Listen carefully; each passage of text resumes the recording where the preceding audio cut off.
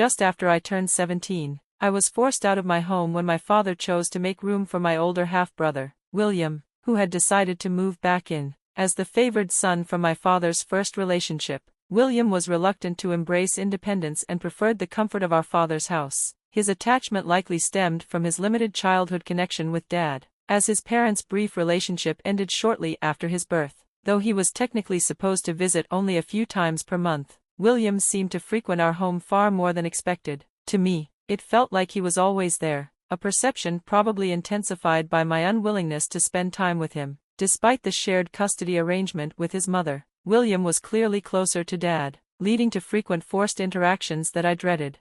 My relationship with my father had been strained since childhood, worsening after we lost my mother to lung cancer a few years ago. His cold, dismissive behavior towards me starkly contrasted with the warmth he showed William. It became painfully clear that I was not the son he wanted, especially following my mother's passing. My father would reprimand me for the smallest infractions, exhibiting an indifference that felt especially cruel given the affection he lavished on William.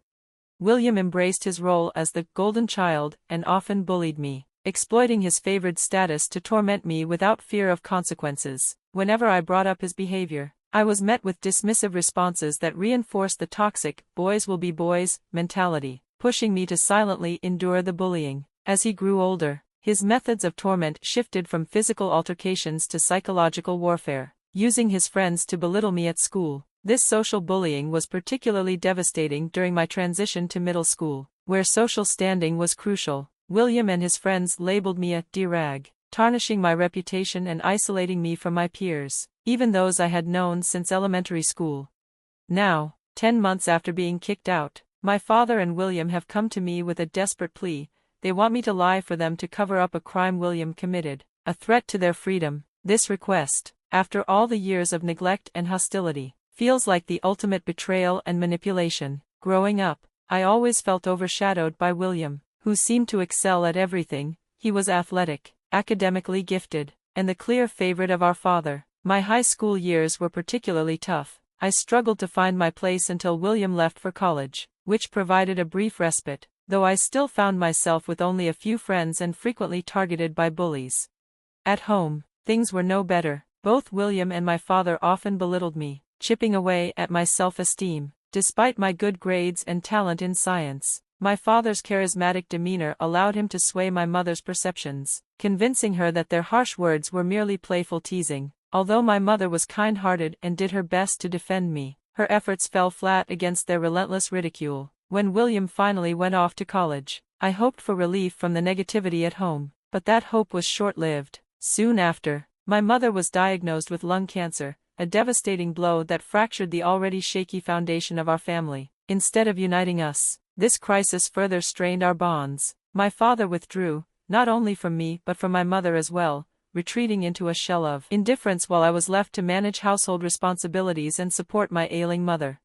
After my mother's passing, the environment at home became even more unbearable. My father sank into a deep, uncommunicative state, barely acknowledging my existence. I did my best to maintain the household and sought support from my grandparents, fearing my father was battling depression. However, my concerns were dismissed, leaving me to cope alone. During this time, William's visits from college offered a brief escape from the hostility. Though he was far from warm, his behavior was at least civil, a small mercy for which I was grateful.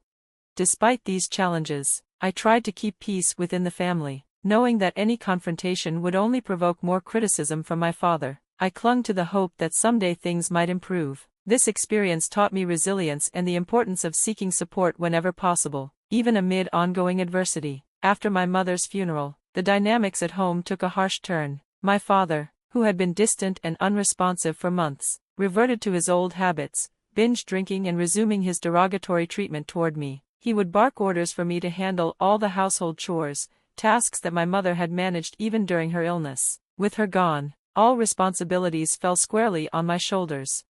Balancing schoolwork and household duties was exhausting. Any attempt to protest was met with reminders from my father that I wasn't contributing financially, so doing chores was the least I could do to earn my keep. It was a demeaning situation, but with no alternatives, I felt forced to endure it. The only glimmer of hope I clung to was the prospect of attending college. which represented an escape from the oppressive atmosphere of what had become a house devoid of warmth after my mother's passing. Living with my maternal grandparents could have been an option, but they lived far away, and I had a year of high school left to finish. That all changed a few months ago when my father, anticipating the return of William, his favored son, from college, decided to kick me out to make room for him. Although William had moved away to build a life with his wife and child, my father was eager to welcome him back, even at my expense. He informed me, with barely 4 weeks' notice, that I needed to find a new place to live. William and his wife would take the guest room, while my room was to be converted into a nursery for their child. This arrangement felt not just unfair, but like a blatant dismissal of my place in the family. When I tried to argue with my father, it was futile. His mind was made up. He gave me a 4-week ultimatum to vacate my room. Left with no options, I reluctantly moved in with my grandparents, leaving behind the house that had long ceased to feel like home.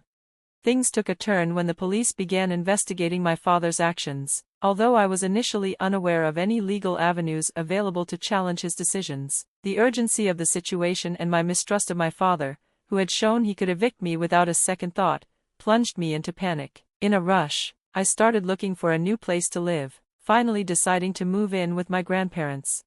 I had hesitated before because they lived quite far away, and I was still in high school. However, with only a few weeks left until graduation, I felt I had no other viable options. Within days, I moved out, eager to leave before William returned home with his family. My father showed no emotion as I left. He didn't even say goodbye. As I departed with the movers, my grandparents drove a long distance to pick me up. They were ready to confront my father, but I discouraged them, wanting to avoid any further drama.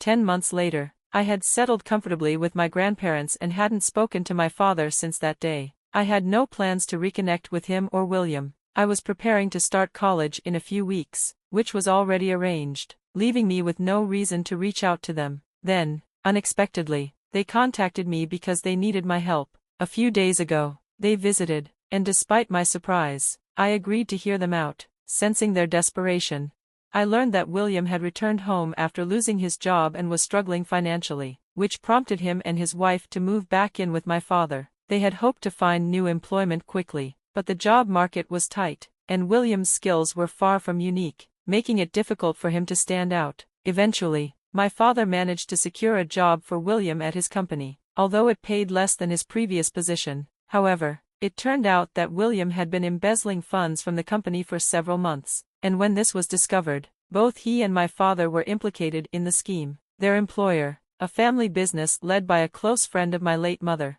had not yet filed a lawsuit out of respect for her memory, but patience was wearing thin. My father and William proposed a desperate plan.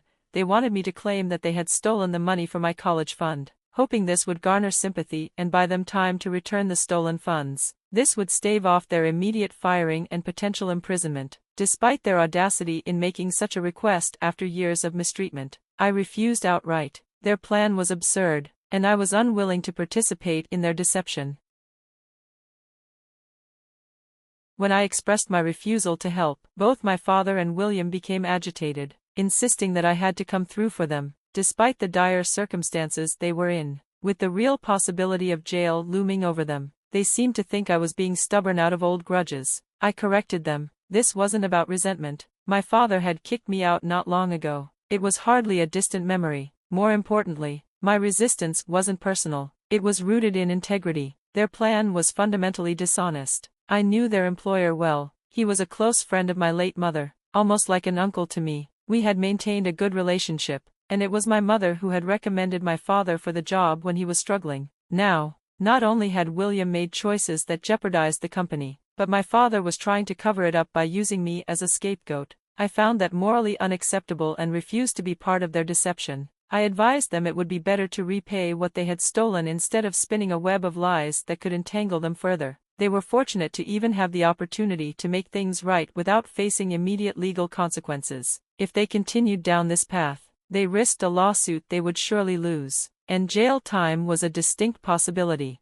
When I tried to explain the gravity of the situation and the simplicity of just paying back the money, they didn't take it well. My father grew particularly upset. rejecting my counsel and demanding my complicity instead. As I held my ground, the emotional intensity escalated. To my surprise, my father began to cry. It was an unusual sight. I had never witnessed his vulnerability before. He expressed disappointment, emphasizing that he had hoped for my support as his son, believing that familial bonds would transcend past conflicts. William echoed his sentiments, pleading for my help because of my favorable standing among my mother's friends. They viewed me as their last hope, the bridge to a less severe outcome than what awaited them. Despite the emotional pressure, I remained resolute. I reiterated my suggestion to come clean and return the stolen funds. Their reaction was one of frustration. They accused me of turning against them because of past grievances, failing to grasp that my decision was based on moral grounds, not revenge.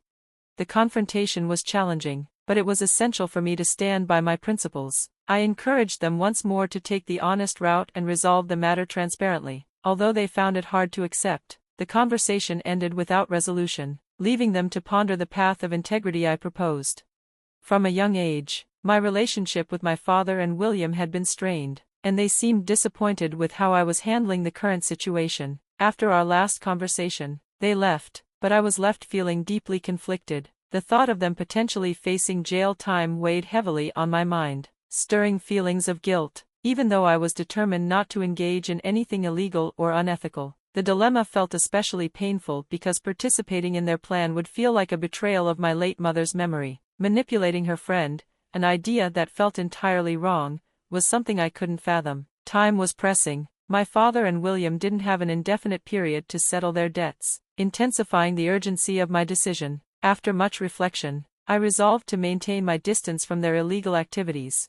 It was a clear choice, driven by my need to uphold my moral and ethical standards. Engaging in such dishonesty was not only illegal but an affront to everything I believed in. They had an opportunity to make things right on their own by repaying the stolen money without further deceit. This path allowed them to preserve their reputations without involving me in a falsehood. Many people advised me to steer clear, not just because of the nature of William and my father's actions, but also because getting involved would haunt my conscience in ways it wouldn't affect them. Our fundamental differences in character and values reinforced my decision to stay out of it. If they tried to reach out again, I was prepared to block them. I had already taken steps to block them on all known contacts, but I anticipated they might attempt to reach me using different numbers or social media profiles. My grandparents supported my decision, reminding me that this mess was of their own making and it was their responsibility to clean it up. Expecting me to help after years of mistreatment was unreasonable. 5 days after their last visit, my father attempted to contact me again. True to my expectations, he used a different phone number. I answered the call without realizing it was him, but as soon as I recognized his voice, I hung up immediately. His attempt to reach out confirmed my resolve to keep my distance, ensuring that I would not be drawn back into their turmoil. When I heard my father's voice on the call, I didn't react quickly enough to block him, allowing him to send me a text. In his message, he acknowledged that he knew I wanted to avoid further discussions but insisted they were in dire straits. He explained that their employer was pressuring them daily to return the stolen money and threatening legal action if they failed. His plea filled me with guilt, yet I responded firmly, stating that I wouldn't assist him and urging him to find another solution to his problem. After sending that message, I blocked his number, hoping he would understand my stance, though I was uncertain if he truly would. My greatest hope was that he'd act responsibly to avoid worsening his situation. Since then, I hadn't heard from my father, but my grandparents reached out to my mother's friend, the CEO, for insight into the next steps. We had hesitated to bother him earlier due to his busy schedule, and direct communication with my father or William was no longer an option. Thankfully, my grandfather managed to speak with him. The CEO expressed his intention to proceed with a lawsuit if the money wasn't returned soon. However, he also mentioned his willingness to forgive, influenced by his long-standing friendship with my mother. Although he couldn't simply write off the debt, he acknowledged the awkward position this put me in and apologized, which I appreciated. I reassured him that it was all right. I no longer lived with my father, and I believed that some consequences were deserved. The situation remained uncertain, but there seemed to be a consensus that my father understood the severity of his predicament and would attempt to settle his debts to avoid legal repercussions.